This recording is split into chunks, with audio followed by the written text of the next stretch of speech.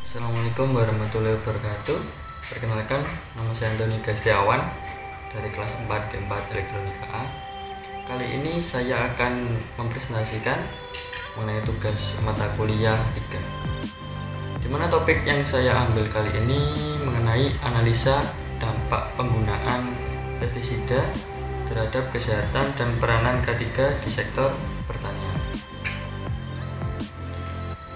Dimana kita mulai dari latar belakang, dimana di negara berkembang sebagian besar kecelakaan dan penyakit disebabkan oleh pekerjaan, dimana salah satunya terjadi pada bidang pertanian.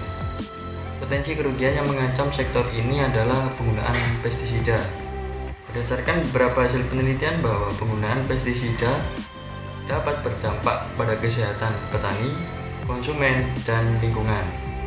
Petani tidak menyadari bahwa pestisida yang mereka gunakan itu dapat masuk ke dalam tubuh, baik melalui kulit, proses penghirupan, dan pencernaan.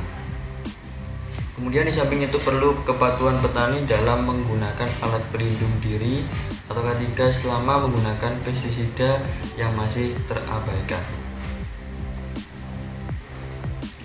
Kemudian tujuan dan manfaat pada penelitian kali ini. Yang pertama, untuk mengetahui peraturan K3 terkait pertanian, khususnya pada penggunaan pestisida. Kemudian yang kedua adalah mengetahui tingkat paparan pestisida dan dampaknya pada kesehatan petani. Yang ketiga, dapat mengidentifikasi sejauh mana paparan pestisida dapat menyebar ke seluruh tubuh. Kemudian batasan masalah, di mana adapun batasan masalah yang diberikan pada penelitian ini adalah dampak penggunaan pestisida dan alur paparan yang mempengaruhi tingkat kesehatan petani, serta kaitannya dengan kelengkapan K3 yang harus digunakan pada saat melakukan penyemprotan pestisida. Kemudian next, di mana peraturan terkait K3 mengenai sektor pertanian, ada 4 aturan yang saya ambil. Yang pertama adalah PP atau Peraturan Pemerintah Nomor 7 Tahun 1973 mengenai pengawasan, distribusi, penyimpanan, dan penggunaan pestisida. Kemudian ada Peraturan Menteri Nomor 3 Tahun 1986 mengenai pemakaian pestisida di tempat kerja. Kemudian ada Konvensi ILO atau Organisasi Buruh Internasional Nomor 184 Tahun 2001 mengenai keselamatan dan kesehatan kerja di bidang pertanian. Kemudian ada PP Republik Indonesia Nomor 81 Tahun 2001 mengenai alat dan mesin budidaya tanaman. Yang ini agak jauh ya kaitannya mengenai pestisida, namun masih termasuk dalam pertanian. Kemudian kita masuk ke dasar pestisida, di mana pestisida adalah bahan kimia yang digunakan untuk beberapa hal. Yang pertama adalah membunuh atau membasmi, mengendalikan hama untuk melindungi tanaman sebelum dan sesudah panen. Kemudian mematikan atau mencegah pertumbuhan gulma. Kemudian yang ketiga, melindungi produk tanaman yang dapat rusak baik melalui hama-hama yang mencegah panen. Dimana meskipun pestisida dapat membantu mengendalikan hama yang tidak diinginkan, namun pestisida juga dapat membahayakan manusia, binatang, dan lingkungan yang ditumbuhi tanaman tersebut. Terkadang sangat sulit untuk melihat atau mencium bau pestisida. Namun, meskipun kita tidak bisa melihat atau mencium baunya, hal tersebut tidak berarti bahwa bahan kimia pestisida telah hilang. Next, gimana cara pestisida masuk ke tubuh? Pestisida bahan kimia masuk ke tubuh melalui 3 tahap atau 3 cara. Yang pertama, penyerapan melalui kulit, di mana saat kulit terkena pestisida akan terserap lewat pori-pori kulit, dan pori-pori kulit tersebut dapat masuk ke aliran darah. Kemudian pencernaan, di mana pestisida dapat secara tidak sengaja maupun tertelan ataupun misalnya lewat makanan, rokok, ataupun tangan yang terkontaminasi dengan pestisida yang menyentuh makanan atau minuman dan sebagainya, dapat memasuki lambung serta dapat menyebabkan gangguan pada sistem pencernaan, dan lewat cara itu juga dapat masuki aliran darah. Kemudian melalui pernafasan, di mana kita menghirup udara yang terkontaminasi misalnya debu atau pestisida bubuk yang berterbangan pada saat menyiapkan pestisida atau pestisida yang disemprot. Pestisida memasuki paru-paru dapat menyebabkan pada sistem pernafasan serta dapat memasuki aliran darah. Kemudian next, data pendukung dan analisis, di mana penelitian kali ini dilakukan melalui observasi sebanyak 54 petani di Desa Curut, Penawangan, Grobogan, Provinsi Jawa Tengah.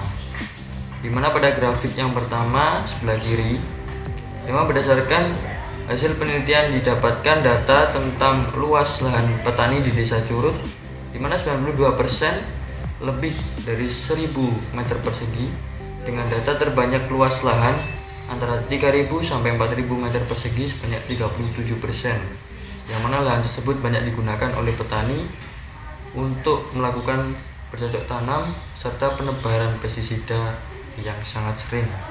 Kemudian tabel yang kedua, grafik yang kedua, di mana 51,9% petani di Desa Curut menyemprotkan air antara 6 hingga 10 tangki. Nah, oleh karena itu melalui inhalasi, dermis dan pencernaan, petani melon di Desa Curut semakin terpapar pestisida karena semakin banyaknya jumlah tangki yang digunakan untuk melakukan penyemprotan. Kemudian di grafik selanjutnya, sebagian besar petani tidak merasakan tubuhnya terkena paparan pestisida, di mana grafik tersebut adalah grafik di mana bagian tubuh yang mengenai pestisida, baik secara pencampuran maupun tidak, dan penyemprotan. Dimana bila berdasarkan hasil observasi, kebanyakan bagian punggung petani terkena resapan pestisida pada saat waktu menggendong tangki penyemprot dan saat melakukan penyemprotan.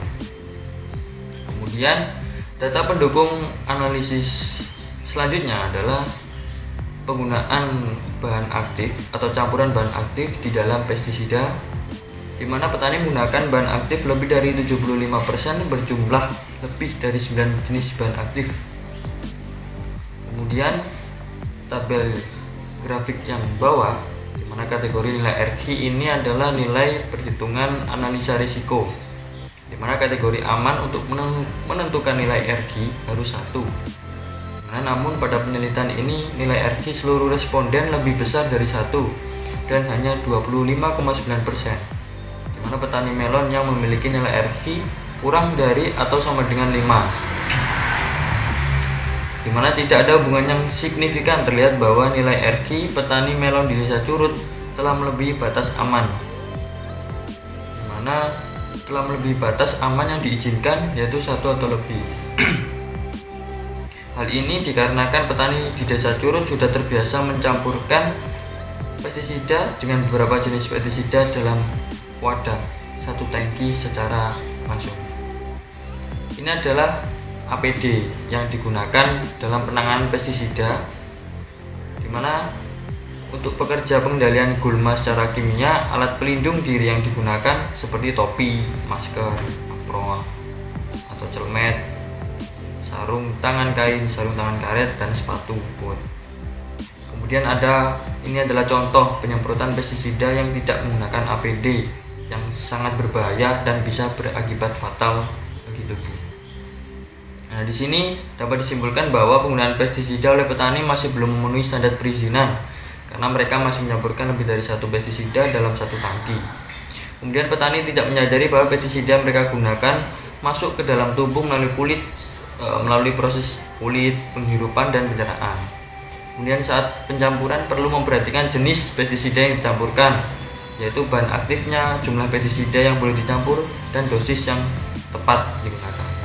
Kemudian kepatuhan petani dalam menggunakan alat pelindung diri selama menggunakan pestisida. Kemudian saran bagi petani, disarankan menggunakan alat pelindung diri yang lengkap untuk mencegah terjadinya penyebaran pestisida. Kemudian perlu adanya penyuluhan atau pelatihan tentang tata cara penyampuran pestisida yang aman, dan serta bagi dinas kesehatan dan instansi terkait perlu melakukan korelasi secara rutin atau mengecek zat yang ada di kandungan tubuh yang berbahaya. Itu tadi presentasi dari saya. Terima kasih dan wassalamualaikum warahmatullahi wabarakatuh.